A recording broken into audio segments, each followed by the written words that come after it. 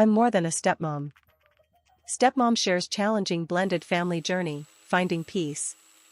It is difficult to define my role as a stepmom as it could all change tomorrow, next week, or next month.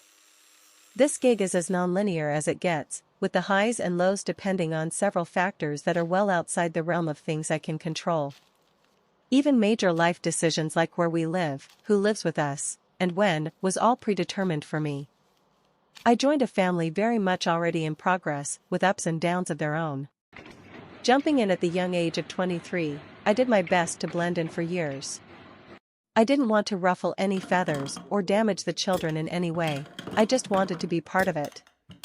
Until I didn't anymore, and I had to redefine what my version of stepmotherhood looked like. With 4 stepkids from 2 exes, it's fairly easy to see where problems could arise, so I won't go into the gory details here. Throw in a 26-year age gap between my husband and myself, and a high-conflict ex who can't get over it even 7 years in, and you've got trouble. Over the years, the verbal and psychological abuse we've all endured has paved the way for the dysfunctional dynamic we're in today. There was nothing a stepmom could do to fix it. The older set of stepkids and I are relatively close in age, so they were out of the house or nearly there by the time I came on the scene. Being 17 and 22 at our first introduction, these two have never needed or wanted me in a mother figure role of any kind. They had a mother, not high conflict, yet not without her own demons, a father, and a stepmom already. In fact, it was my eldest stepson who casually tossed out the phrase stepmama that I use as my social media handle today. It instantly resonated with me. Stepmom felt so formal, but stepmama gave me permission to relax into my own version of what a stepparent could be. Just like with my eldest stepdaughter, the friendly relationship I once had with my youngest stepson has suffered.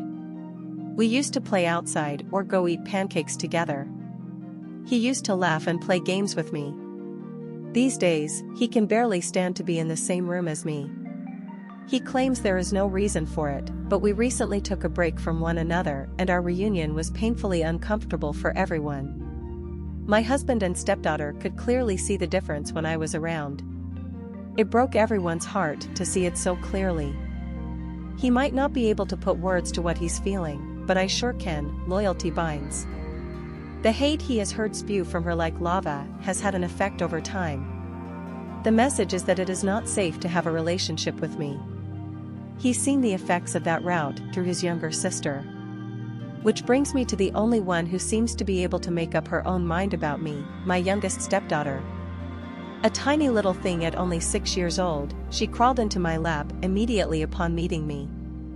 Within 6 months, that little girl and I were deeply bonded, much to her mother's chagrin. She has punished us for caring for each other over the years by banning us from doing certain activities together or bashing what we do, saying nasty things to anyone who will listen, most often, my stepdaughter herself.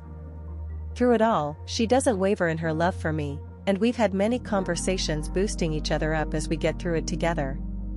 It simply brings us closer each time. When she was little, she used to tell me we looked so much alike. We could not look more different, but I knew what she meant. Our insides were all sorts of aligned. When they talk about unconditional love between a parent and their child, I glow because I know that feeling, and with a stepchild no less. I know I'm lucky, and I hold on to that knowledge every day. I recently asked my youngest stepdaughter for her perspective in my role as her stepmom. She barely thought for a minute before answering, for us to feel happy and safe.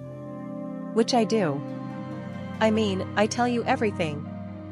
I must be doing something right. For 5 of the last 7 years at this gig, I have let the expectations and opinions of others have an inordinate amount of power over me. I gradually lost myself in the process of trying to define one singular role as a stepmom. The stepmom, the younger woman, the new person entering the picture is the easiest scapegoat, but I took the high conflict behavior extremely personally for years. I reasoned that since she was a stepmom herself and she couldn't have compassion for me, I must genuinely be doing something wrong to give her a reason to complain. To this day, I am damned if I do, damned if I don't. I am either overstepping by wanting to attend an event or do something with the kids on my own, or I'm to blame for the kids' behavior because stepmom isn't putting in enough effort. I let her make me feel inferior for way too long. It was around year 5 that it finally clicked with me that if she was this way before I came along, then it had nothing to do with me. I could be anyone, and this woman would find a reason to be a thorn in their paw. The timing of this realization was 2020, which of course became a time of introspection for many due to the pandemic that isolated us for months. In 2020, as her aggressive cyberstalking peaked, I instead chose peace. I chose to ignore anything that wasn't bringing me the utmost joy. I shoved my fingers in my ears and turned inwards, focusing only on what made me happy. I had forgotten who I was before I was sucked into the stepmomosphere, and it took some time to find her again. It was a time of survival mode at its finest. This phase lasted about a year. I had several gratitude journals, I worked on my marriage and remembered that my husband was my why. I cultivated deeper relationships with some, and for others, I put up boundaries where they were needed. Tapping into my joy revealed a confidence I didn't know I had, and I realized I was onto something. When I was living from a place of alignment, I could express myself without fear of repercussions. I had the strength to tell my husband some of the ugly truths about how I felt and what I needed, and he continued to love me. I had hidden myself within this complicated family dynamic for long enough. I wanted to come out of the shadows and enjoy who I was as a human being again without fear of repercussions from someone who is determined not to like me. I am more than a stepmom. I am more than whatever my role is in this family, at this moment. Stepmoms are made out to be evil villains, or, at the very least, people to be wary of. But I don't know a single stepmom who entered the picture wanting to disrupt and do harm. Everyone I know had nothing but the best of intentions, the happiest of pictures in their minds of what could be. We're out here wishing for Brady Bunch moments, meanwhile the rest of the family sees us as Meredith from The Parent Trap. When we're managing the expectations of others, we often lose sight of ourselves in the process. That's the best advice I can give to anyone entering the ring: remember who you are, who you were before this gig sucked the life out of you. Hold on tight to that person, and when you start to forget who she is, fall back on self-care to remind yourself.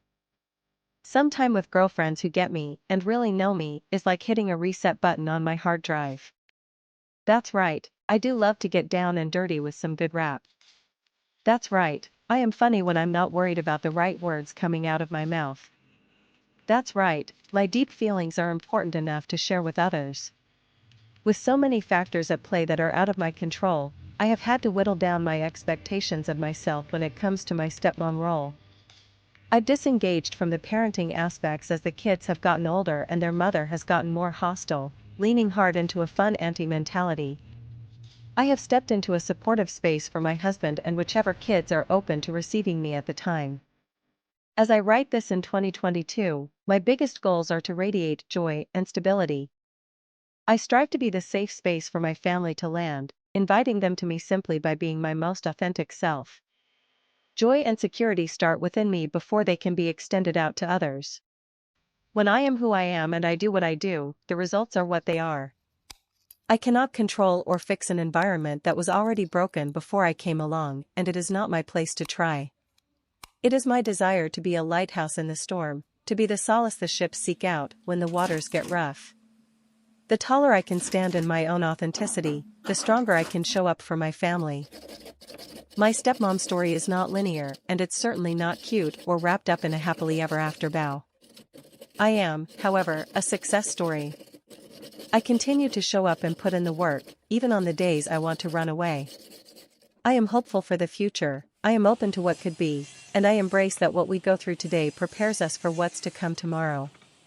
As a stepmom, I am the leading lady in my own life, the villain in someone else's, and simply a background character for some. Luckily, I'm someone who thrives on change, so I guess that makes me a good fit for this ever-evolving role. Bring it on, stepmotherhood, bring it on. That's the end of this story. I hope you enjoyed it. Thank you for listening and watching. Please let me know what you think about this in the comments. I would love to read about what you have to say. I hope you enjoyed this as much as I have. Please remember to like and subscribe to this channel. Have a nice day.